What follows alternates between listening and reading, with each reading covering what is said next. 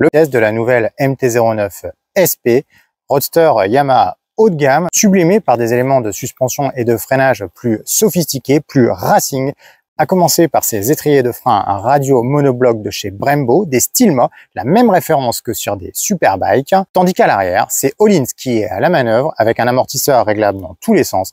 Ainsi paré, le roadster Yamaha se veut plus sportif, plus rigoureux et également plus premium grâce à cet accastillage de qualité.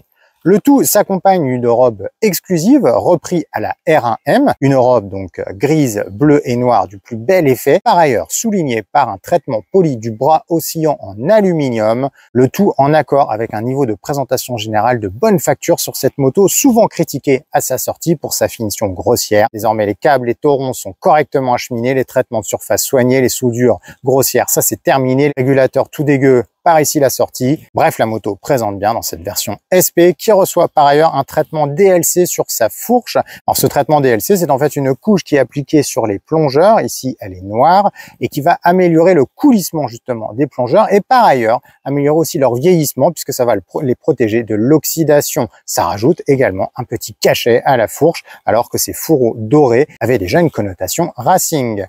Autre caractéristique de cette MT-09 SP, elle dispose d'une clé codée sans contact, ici, télécommande transpondeur, il suffit de l'avoir dans sa poche pour pouvoir démarrer la moto, mais également, et ça c'est super pratique, ouvrir la trappe à essence. Pour ouvrir l'espace coffre sous la selle passager, on a une clé qu'il suffit de retirer de la télécommande, une clé physique donc, qui va permettre d'accéder au coffre, un coffre dans lequel vous allez mettre un bloc disque et un gilet jaune, et ça sera tout. Au niveau de l'instrumentation, on retrouve la même dalle TFT couleur commune à la version standard de la MT-09 que nous avons découvert là dans le courant de l'année 2024, une instrumentation qui peut être connectée avec un téléphone portable via Bluetooth, qui offre la navigation gratuite avec une application Garmin et qui est commandée au commodo gauche via un nouveau joystick, lui-même surmonté par les commandes du régulateur de série. De série également le shifter bidirectionnel sur cette MT-09, ainsi que plusieurs modes de conduite qui agissent à la fois sur la sensibilité de l'ABS, du contrôle de traction, du contrôle de cabrage, du frein moteur, mais également de la dérive latérale.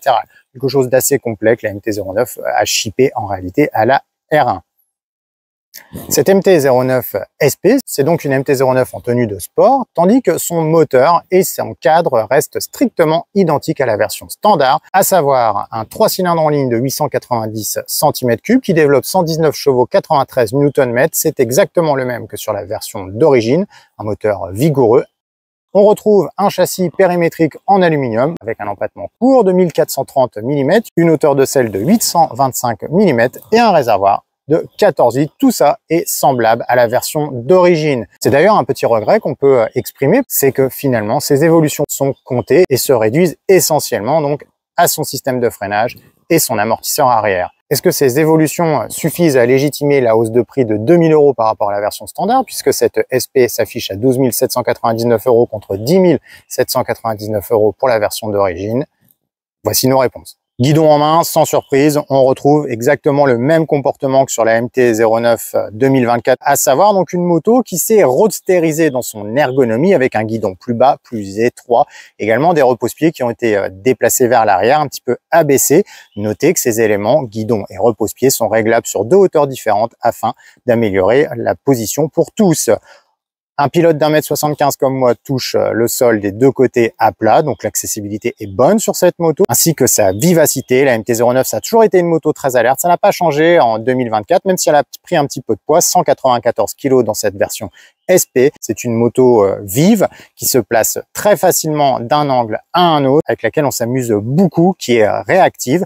Mais c'est une moto qui s'est également canalisée au fil des années. C'est terminé ce côté un peu brouillon des premières générations de MT-09 en 2014. C'était il y a déjà 10 ans.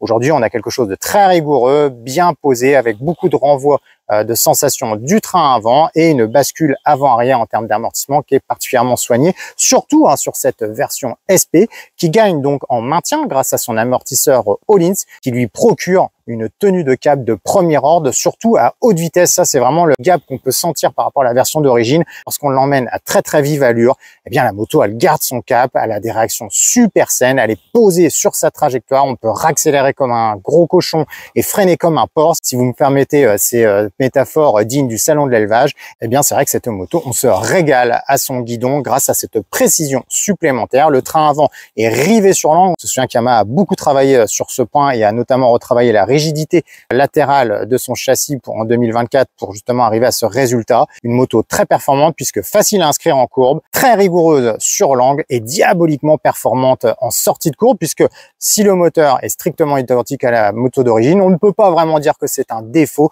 tant ce CP3 Crossplane 3 cylindres a une patate d'enfer. Il s'exprime dès les bas régimes, il est rond, il est élastique, il a un râle caractéristique et il a surtout des mi-régimes explosifs qui propulsent la moto vers l'avant avec une fougue phénoménale. La longe est également au rendez-vous puisque la moto prend 10 500 tours, mais c'est vraiment particulièrement entre 5000 et 9000 tours que la MT-09 s'exprime et va laisser par terre pas mal de ses concurrentes. On se régale vraiment de passer les rapports à la volée avec ce shifter qui fonctionne très correctement, aussi bien à la montée qu'à la descente. Un petit peu accrocheur au bas régime, mais quand on est en mode arsouille, ça fonctionne à merveille. On a des modes de conduite qui interagissent vraiment très correctement sur l'injection, qui permettent d'avoir une réponse super précise. C'est terminé aussi ce côté chaotique de l'accélérateur. Là, une fois qu'on a trouvé le mode de conduite qui nous correspond, eh bien, on s'en paye une bonne tranche. Les sorties de courbe en roue arrière, aucun problème pour cette moto, puisqu'il est possible de tout désactiver, l'anti-cabrage, le contrôle de traction.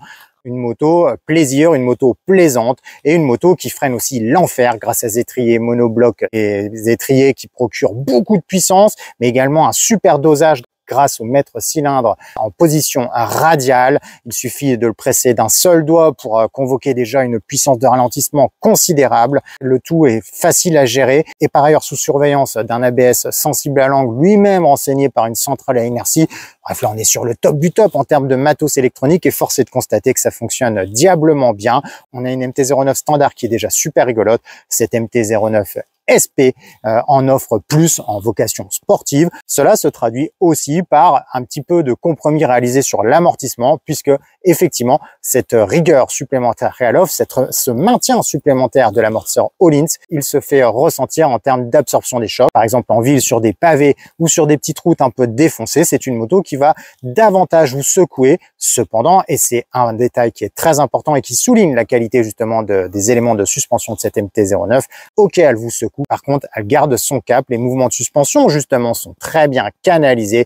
Et il est possible d'aller très vite, même si la moto a des réactions un petit peu plus sèches que la version d'origine. À la question donc de savoir est-ce que les 2000 € supplémentaires de cette version SP sont justifiés, Motonet répond oui, clairement oui.